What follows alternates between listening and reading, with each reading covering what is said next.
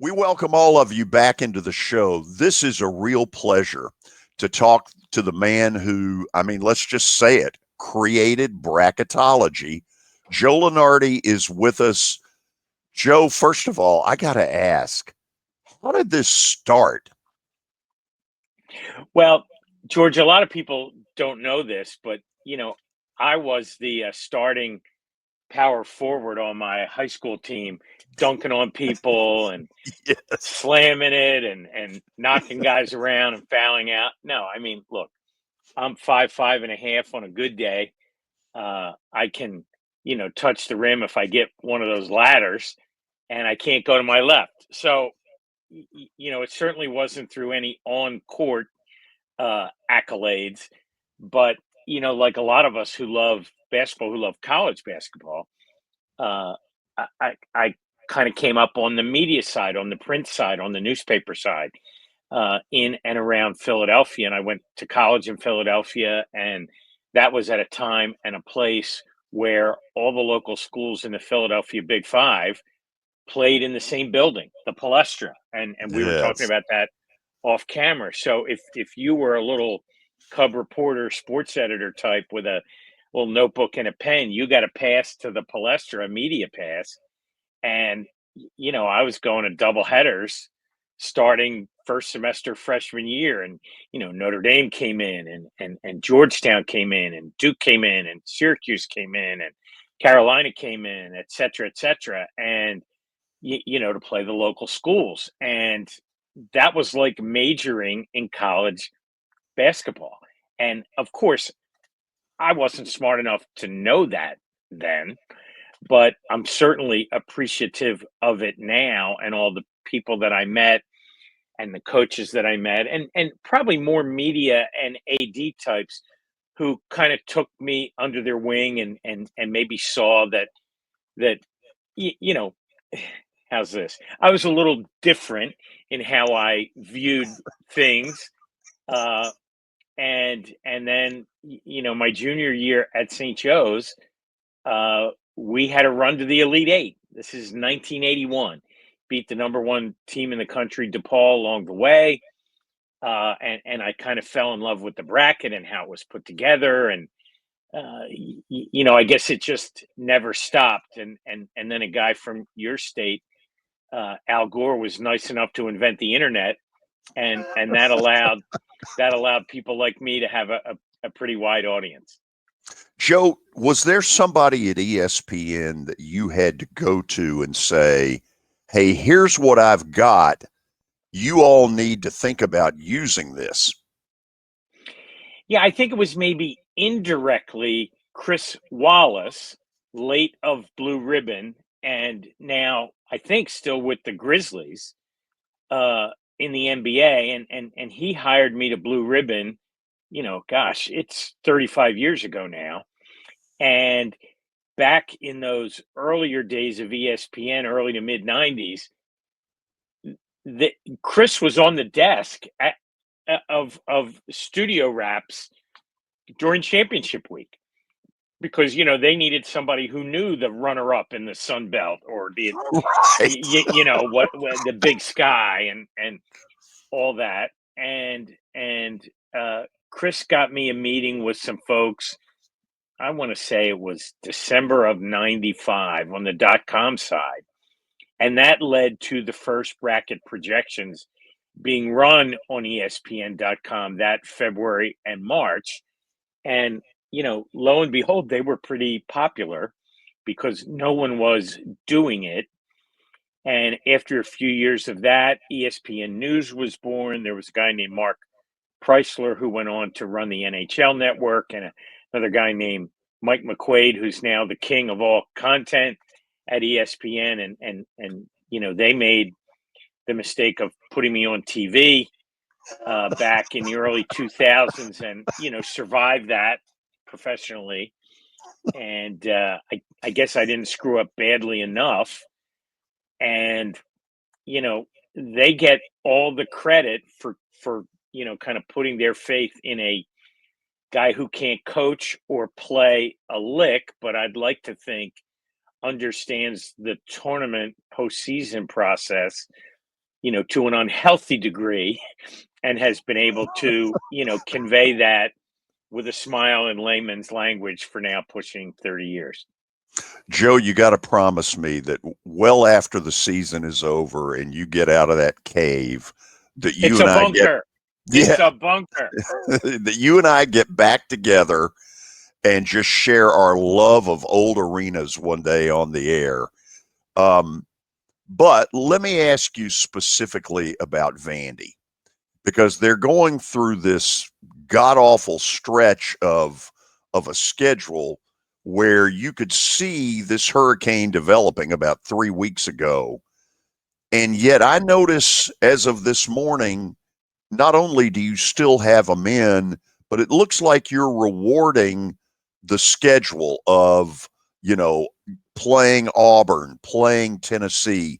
Talk to me about how you decide, how far do you go with that?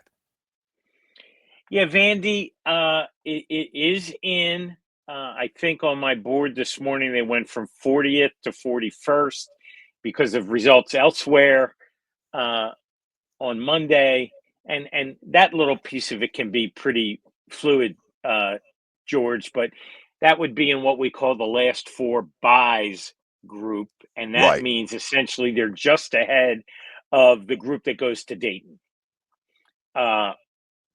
So, in, and if you want to call it safely in because there's a cushion of at least four teams below them, yes. But I mean, like a lot of teams, they're probably one bad week or turned ankle away from disaster, uh, because there's so many teams competing for those few spots, and I don't know that it's the schedule that we're rewarding as much as the wins that have come from that schedule. And, certainly if our light just decided to go out, I guess we didn't pay the electric bill here in Philly. It's a tough life. But yeah, it's brutal. I'm a liberal arts grad. It's a miracle when I push these buttons to come on. I don't like launch the space shuttle or something, but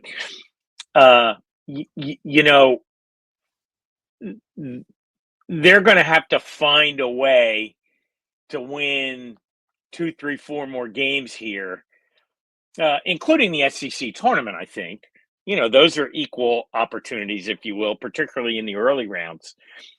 And if I had to bet a mortgage payment, I think they'll make it. But the simple fact that they're in their conversation, right? They were picked last, weren't they? Yes. And Mark's done a great job. They've stormed the court, a couple times. I always joke when I see that at Vandy, like, do they storm the court from the opposite direction? Is it a 90-degree court storm because of the way the Memorial Hall is configured? But that it's a great story, and certainly if they make it, they will have ridden the extraordinary coattails of this year's SEC to a large degree. But in enough of the games, you still kind of have to score more points than the other team. So it will be to their credit. Billy, if you can squeeze one question in, we got to respect that this man's busy. Yeah, Joe, really appreciate you hopping on. I want to ask about the SEC. Is this the best you've ever seen this conference? And if there is a conference that you might have seen that has been better than this SEC, which one is it?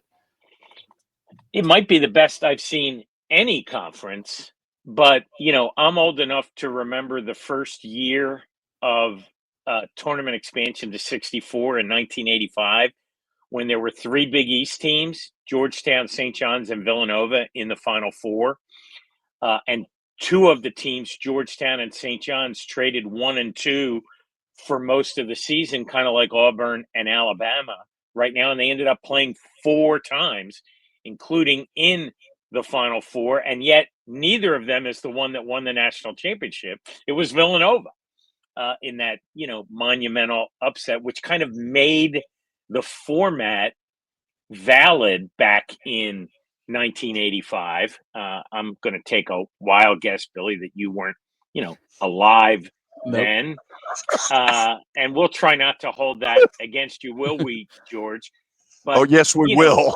and there were, look, there were days when the ACC was 7, 8, 9 teams, and they were playing double round robins to the death of some teams, and the Carolina State, Wake, and Duke foursome would play in a Big Four tournament in December before league play even started. And I vaguely remember that and how intense it was, and I don't know that it can be quite as intense when you've got, in this case, a 16-team league, or now in the Big Ten and ACC, an 18-team league, and most of the teams only play once, right? It's just they can't play more than that and still finish the season like before July.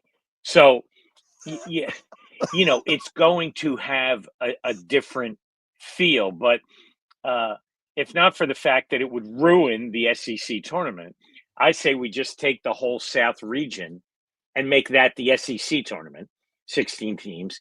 And then my workload would automatically be cut by 25%, and I get 25% more sleep. And, all in favor, say aye. Aye. So when you get out of that bunker sometime in April or May after the whole thing's over, it'll be before that, George.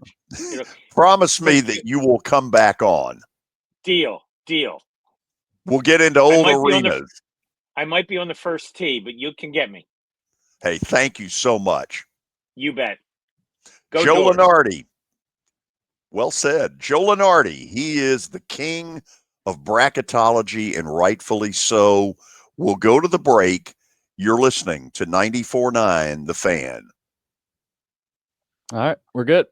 Joe, right, thank let me you. Scoop, guys. See you later. Yeah. See you. Happy to come on in the spring. See ya. Thank you.